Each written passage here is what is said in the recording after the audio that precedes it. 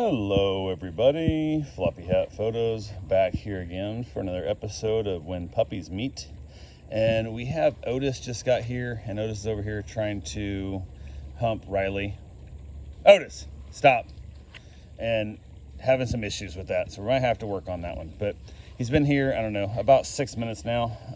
He's got a little bit of separation anxiety from the owners, and he is neutered male and whatever. And Bruno is super excited about him as well. He's been paying a lot of attention to him, but Otis is somehow just become obsessed with poor little Riley here.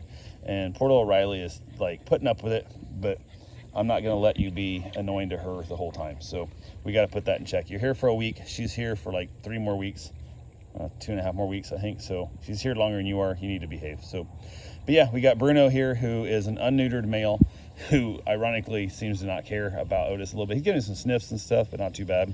But overall, being pretty good. But Otis is doing decent. He just is becoming obsessed with Riley, and that's something I got to stay on top of, because I'm not going to have her being annoyed, because she's over here just being all chill and being all good.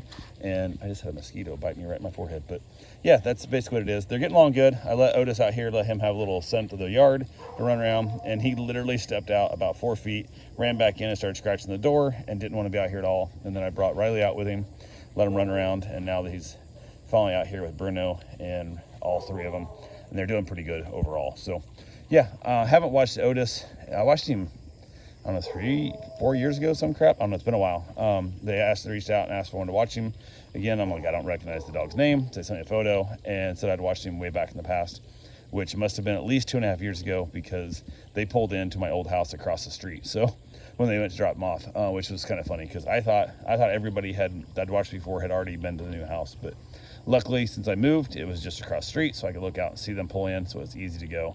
And it was one of those things I moved across town, where I would have been continuing to ask people a lot more often, hey, did you know I moved? Because that would be something I would definitely want to do if it was on the other side of town, just the ease of everything. So yeah, they're getting along good.